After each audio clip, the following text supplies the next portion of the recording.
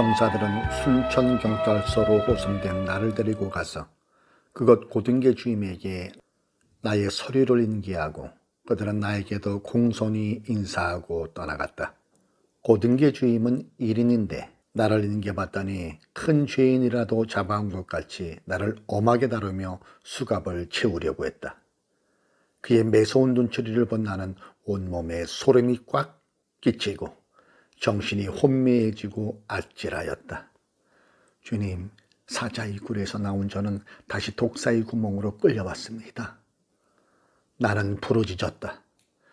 그 주임은 나에 대한 소리를 한번 훑어보는 둥 마는 둥 하더니 나에게 눈초리를 날카롭게 하고 묻기 시작했다.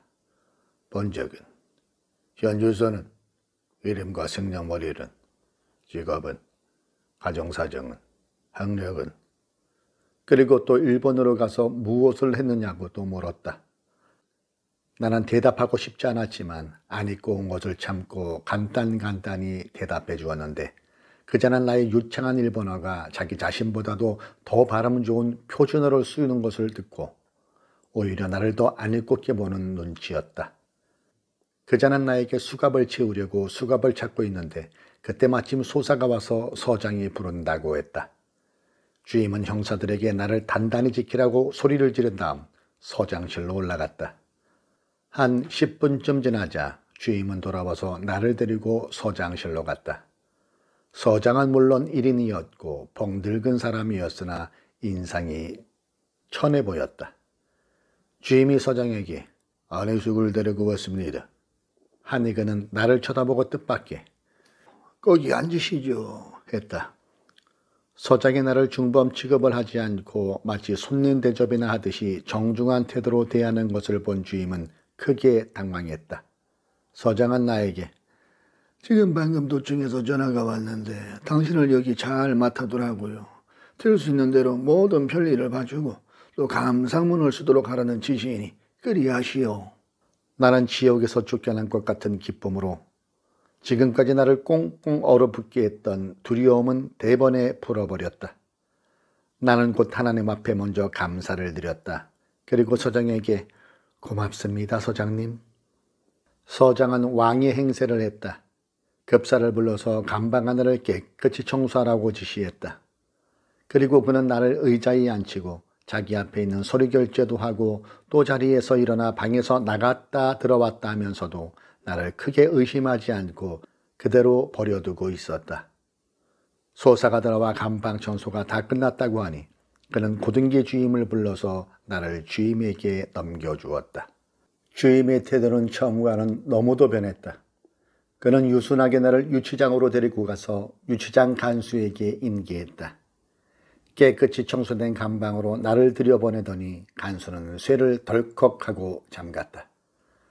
감방으로 들어가서 유치장을 자세히 살펴보니 감방은 4뿐이고 감방마다 죄수는 하나 둘뿐이고 내 방은 제일 끝이었다. 조그마한 고을의 경찰서인지라 모두가 다 조용하고 한산해 보였다.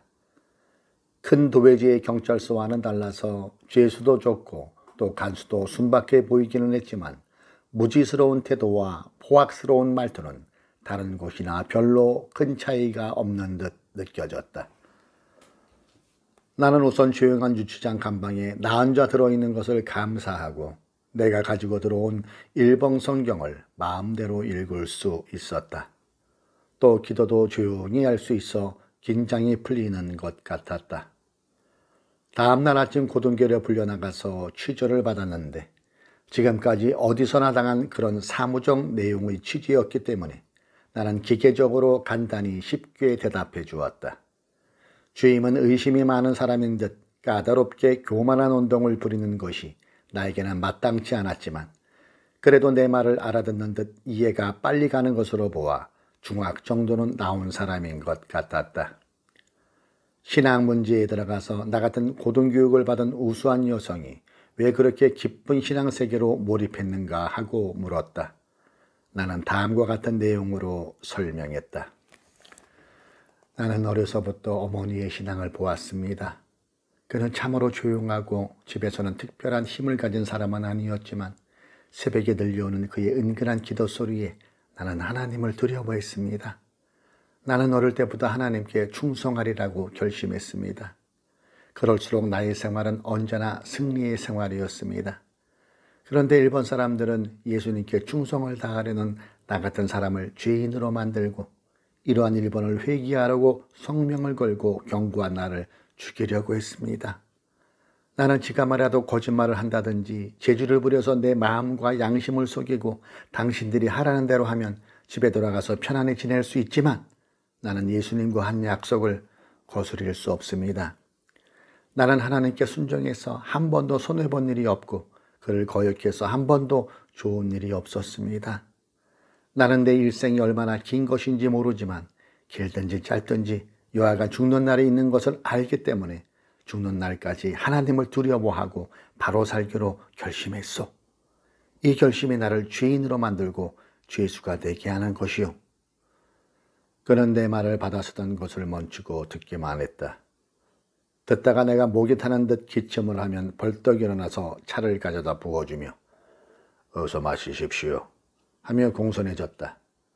나는 또 일본으로 건너가서 동경에서 행한 일들을 말하기 시작했다. 그는 긴장하며 주의를 기울여 내 말을 듣고 있었다. 그리고 일본 경찰이 너무도 무식해서 동물 같았다고 말하면서 그러나 일본의 정치인은 우가키 대장이나 마치야마 대이사와 히비키 중장 등을 예로 들어 말했으며 그리고 그들이 교회 장로라고 말해주었다.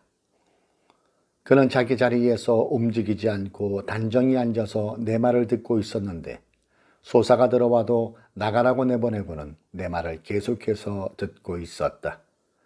나는 그에게 처음에 받은 그 고약스러운 인상과 지금 그의 달라진 인상을 대조해 생각하면서 한편 우습기도 하고 재미도 나고 또한 예수님이 나를 진정으로 사랑하시고 보호해 주시는 것을 깨닫고 깊은 감사를 드렸다. 그 고등계 주임은 처음에는 너라고 했고 다음에는 자네라고 하던 어조를 고치고 이젠 존대를 했다.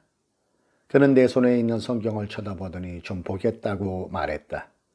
내가 빨간 연필로 표시한 구절을 뒤지면서 읽더니 나를 보면서 이 표시한 구절만 내가 좀 읽을 수 있을까요? 나는 어찌나 기뻤던지 조금 알고요. 빨간 연필로 표시된 구절만이라도 전부 읽어보세요. 나는 그에게 성경을 빌려주었다. 감방으로 돌아온 나는 고등계 주임을 위해 기도했다. 그가 성경을 읽는 동안에 성신이 역사하시기를 간절히 기도하였다. 며칠이 지나도 고등계에서 나를 불러내지 않았다. 하루는 서장이 유치장으로 오더니 내 감방 앞에 와서 간수도로 내 감방에 낮에는 새를 잠그지 말라고 지시했다.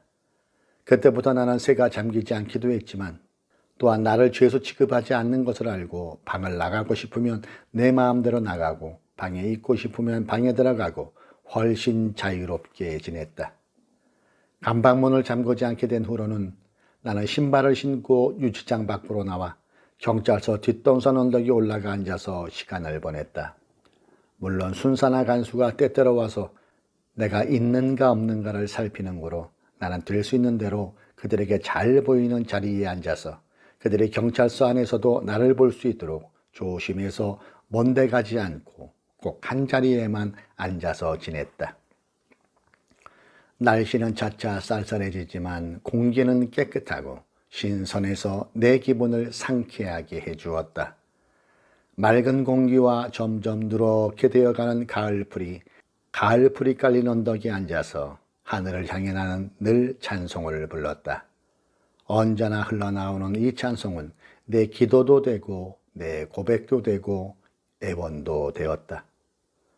나는 또 내가 제일 좋아하고 애송하는 찬송 내 임금 예수 내 주여를 부르며 또 나 이제 사나 죽으나 주 뜻만 좇게 앞서서를 계속해서 부르고 나서 주는 산곡의 백합을 연거푸 불렀다.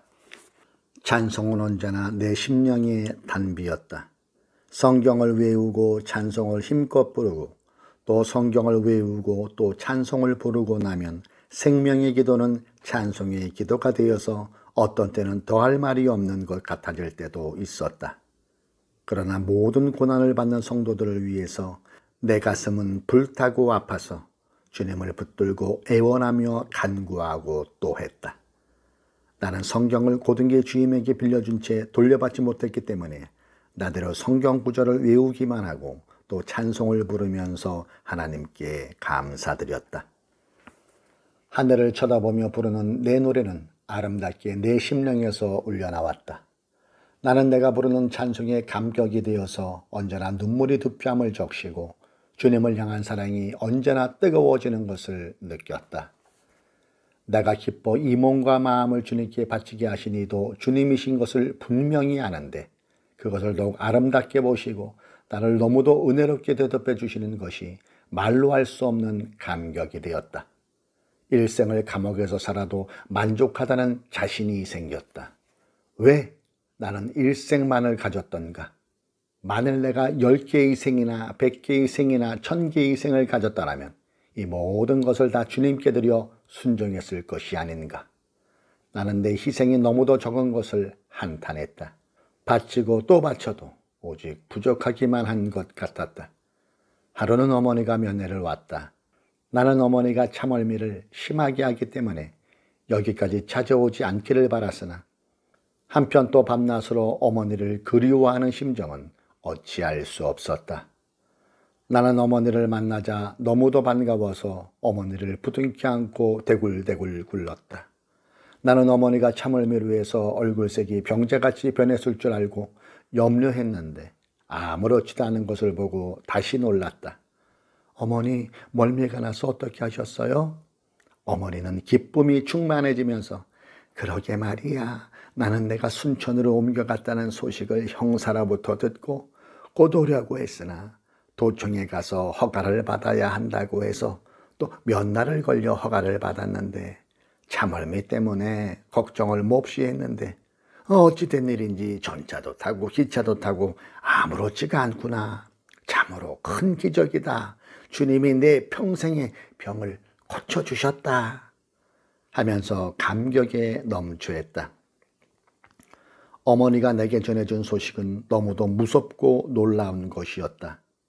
내가 잡혀오던 날 유명한 목사와 장로 모든 충성스러운 성도들을 잡아다가 평양성 내 각 경찰서에 구속하고는 때리고 고문을 해서 늙은 목사들을 비롯한 모든 성도들이 몇 번씩이나 기절을 하고 어떤 이는 다리가 부러지고 어떤 이는 팔이 부러지고 어떤 이는 거의 다 죽어간다는 슬프고도 무서운 소식이었다. 그래서 어머니는 그동안 그들의 가족들과 모여서 특별 기도를 했기 때문에 여기 찾아오는 것이 이렇게 늦어지게 되었다고 했다. 나는 이 비통한 소식을 듣고 앞이 아득하고 캄캄해졌다. 그 존경받는 노인 최건는 목사를 비롯해서 충성스러운 주의 종들이 그렇게 혹독한 고생을 하다니 가슴이 터질 듯이 아프고 미칠 것만 같았다. 그러나 감사했다. 그들이 그와 같이 심한 고문과 핍박 가운데서도 변치 않고 하루에 몇 번씩 죽는 것을 오히려 영광으로 알고 있다는 소식이었다. 어머니는 나도 고문을 당할 줄 알고 죽을 힘을 다해서 금식하고 기도했다고 했다. 그런데 내가 자유롭게 지내며 동산 언덕에까지 나가서 주님과 더불어 밀접한 교제를 하며 감격과 감사에 넘치는 시간을 보낸다는 것을 알고 너무도 고맙고 기뻐서 어쩔 줄을 몰랐다. 어머니와 면회하는 것도 그들은 멀리서만 지키고 있기 때문에 우리가 하고 싶은 말을 마음대로 다 할 수 있었다. 저녁이 되어서야 어머니는 돌아가고 나는 감방으로 들어왔다. 다음날 아침밥을 먹은 후 나는 서장실에 갔다. 서장은 나를 손님같이 대해주었다. 감상문을 쓰겠다고 말했다. 서장이 직접 내주는 용지를 받아는 나는 감상문을 쓰겠다고 하면서 내용은 국가경시 앞으로 글을 썼다. 나를 순천경찰서같이 깨끗하고 조용한 곳에서 자유롭게 지내게 해주는 것은 고맙지만 이렇게 날짜만을 보내는 것은 법을 무시하는 처사로서 나는 심히 못마땅히 생각하는 바입니다. 만일 내게 죄가 있다면 그 죄를 가지고 법대로 죄명을 붙여서 처리할 것이고 아니면 아닌 대로 처리해야 마땅하다고 생각합니다. 나는 평양 본소에 갇혀있는 여러 기독교 지도자들과 똑같은 생각과 태도를 가진 사람이며 같이 모여서 신앙을 지키는 일을 한 사람이니 나만 혼자 이곳에 둘 것이 아니라 나도 마땅히 평양 본소 유치장에 감금해서 다른 기독교 지도자들과 같이 취조하는 것이 합당하다고 생각합니다. 내가 가장 원하고 기도하는 것은 평양 본소 유치장으로 가는 것입니다. 만일 내가 이곳에 이대로 있게 된다면 어떠한 의미에서 큰 위험을 벗어날 우려가 있다는 것을 첨가합니다. 라고 써서 보냈다. 이 감상문을 쓴 지 사흘 만에 도청에서 국가경시와 형사가 왔다. 고등계 주임은 쩔쩔매면서 나를 데리고 갔다. 나는 국가경시를 만나니 무척 반가웠다.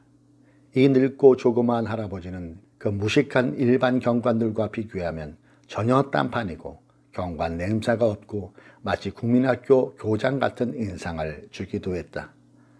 아가씨 어떠세요? 그의 음성과 말은 참으로 경관 같지 않았다. 나는 그에게 인사한 후 내가 어떤 말을 할 것인가를 주목했다. 그는 감상문 끝에 쓴 큰 위험성이란 무엇인가를 조용히 물었다.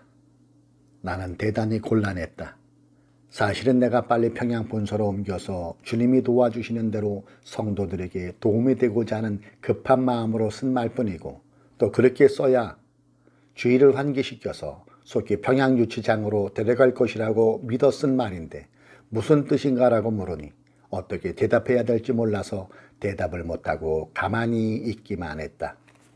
그는 대답을 한참 기다려도 내가 아무런 대답이 없으니 고등계 주임에게 다시 물어보았다. 주임은 당황해서 대답을 선뜻 못하고 우물쭈물하더니 이 아가씨는 젊고 아름답고 하니 입으로 말 못할 여러 가지 무엇이 있는 것 아닙니까, 경씨님? 경씨는 이 말을 어떻게 받아들였는지 참 그렇군. 머리를 끄덕끄덕 하더니 한참을 생각했다. 나는 그들이 제멋대로 추측하는 대로 맡겨두고 그저 그런 것처럼 하면서 앉아 있었다. 나는 내가 평양 본소로 옮겨가서 성도들의 고통이 덜하게 도와드리기 위해서는 어떻게 해서라도 이곳을 떠나 평양 본소로 가는 수밖에 없었다. 경씨는 나를 한참 쳐다보더니 본소는 아주 더러운 곳이고 많은 도둑놈들과 같이 지내지 않으면 안 되는데. 나는 좋은 기회다 싶어 죄수인이 죄수답게 도둑놈들과 지내야 하지 않아요? 경씨는 더 이상 다른 말이 없었고 내게 대한 것은 고등계 주임으로부터 보고를 받아 알고 있는 모양이었다. 경씨는 기차 시간에 맞추어 떠나갔다. 떠나려고 할 때 나는 또 간곡히 부탁했다. 그러나 그는 아무런 약속도 하지 않고 방을 떠나가면서 혼잣말처럼 취조를 해야 할 터이니 역시 본소에 오지 않으면 안 될는지도 모르겠군. 내가 이 먼 곳을 매번 올 수도 없는 일이고 하는 것이 내가 부탁한 대로 데려갈 듯한 눈치로 보여 나는 참으로 기뻤다. 그러나 경씨가 다녀간 지 일주일이 지나도 아무런 기별이 없어 나는 열심히 평양 본소에 옮겨가게 해달라고 기도했다. 나이 많으신 최건능 목사님이 매를 맞고 고문을 당하고 주기철 목사님이 몇 번이나 기절을 했다니 이기선 목사와 다른 성도들이 그 지독한 고문을 어떻게 견딜까를 생각하니 내 가슴 속에 불이 붙는 것만 같이 타고 아팠다. 그리고 오랫동안 보지 못한 최 목사가 아버지같이 보고 싶었다. 나는 얼굴에 근심이 가득해서 밤이나 낮이나 감방 속에서 또는 산언덕에서 주의 성도들을 위해 기도하고 나를 보내 그들을 돕게 해달라고 주님께 기도했다. 하루는 고등계 주임이 나를 불러내어 자기 사무실로 갔다. 그의 태도와 인상이 너무도 평소와는 달라진 것에 나는 이상한 기분이 되었다. 그는 왜 그런지 어물어물하는 태도가 할 말이 많지만 말을 못해 답답하다는 표정같이 보였다. 나는 그를 찬찬히 보지 않을 수 없었다. 고등계 사무실에는 한쪽에서 사무 보는 순사가 한 사람 있을 뿐이었다. 그는 나를 의자에 앉도록 한 후에 나를 쳐다보면서 무슨 중대한 말이라도 할 듯이 입술을 지그시 깨물고 나서 한마디 한마디 말을 하는 것이었다. 나는 이곳을 사직하고 고향으로 돌아가기로 했습니다. 뜻하지 않았던 말을 듣고 나는 깜짝 놀라서 사직한다고요? 하고 다시 물었다. 그는 조용하게 그러나 어떤 결심을 보이면서 이제는 그냥 이대로 일을 계속할 수 없게 되었습니다. 나도 한번 사람이 달라져서 좀 달라진 생활이 하고 싶어졌습니다. 하면서 나를 응시했다. 나는 그가 파면을 당했는가 해서 무슨 좋지 않은 일이라도 생긴 것 아닙니까? 아니요. 내 자신이 사직서를 내려고 결심한 것입니다. 말로 못할 변화가 나의 마음속에 일어났습니다. 형식상으로는 배가 나빠서 고향으로 가서 정양한다고 한 것이지만 실은 나는 이 직업이 싫어졌기 때문에 이번 기회에 전혀 다른 새로운 생활을 하려고 하고 있는 것입니다. 그는 내게서 빌려갔던 성경을 내 앞에 보이면서 부탁이 하나 있는데 다름이 아니고 이 성경을 나에게 주실 수 있겠습니까? 나는 가슴에 큰 충격을 받았다. 오히려 제가 부탁하고 싶은 일인데요. 어서 사양치 말고 그 성경책을 가지고 읽어주세요. 나는 지금까지 주임을 위해 많은 기도를 해봤습니다. 그는 눈을 크게 뜨면서 기도해 주셨습니까? 참 그렇군 그래 하면서 감격 어린 목소리를 내고 머리를 숙이면서 참으로 고맙습니다 하고 인사를 하는 것이었다. 그는 나를 동산 언덕바지까지 데려다 주면서 여기서 쉬라고 하고 돌아가는데 그 뒷모습은 어쩐지 불안해 보였고 허둥지둥하는 걸음은 무슨 큰 충격이라도 받은 사람 같이 보였다. 사자와 호랑이와 뱀과 구더기가 우글거리는 것과 같은 이 경찰서에서도 이 같은 놀라운 인간성과 영혼의 변화가 일어날 수 있을까? 이 사실은 나를 너무도 흥분케 하는 아름다운 기적이 아닐 수 없었다. 그 후에 나는 다시 고등계 주임을 볼 수 없었다. 그는 사표를 내고 경찰서에 나오지 않았다고 했다. 후회들이니 그는 자기 고향인 일본 시고쿠로 갔다고 한다. 나는 그가 충성된 주의 증인이 되기를 위해서 여러 번 거듭 기도했다. 내 성경을 그가 읽고 그와 같이 변화를 일으켰다는 것이 얼마나 기쁘고 감사한지 나는 그의 앞날의 신앙을 위해 계속해서 기도했다. 날은 점점 추워져서 옷을 겹겹이 껴입고 담요를 많이 덮어도 밤이 되면 추워서 잠을 잘 수가 없었다. 다른 감방에 있는 사람들은 옷도 잘 못 입고 담요도 없이 추워서 밤새도록 떨며 기침을 하고 잠을 못 자는 이가 있었다. 간수도 밤이 깊으면 화로를 갖다 놓고 손발을 쪼이면서 벌벌 떨고 있었다. 어느 날 저녁 늦게 발자국 소리가 요란히 나더니 형사와 순사가 한 사람씩 유치장으로 들어왔다. 그들은 나를 불러내면서 나의 소지품을 가지고 나오라고 했다. 그리고 경찰서에 보관하고 있는 나의 서류들을 가지고 나와서 나를 데리고 순천 정거장으로 나왔다. 우리는 곧 평양으로 가는 기차를 타게 되었다. 나는 별이 총총한 밤하늘을 차창으로 내다보았다. 나는 평양으로 가서 성도들을 크게 도울 수 있는 주의 쓸만한 여종이 되게 해달라고 애원하는 기도를 했다.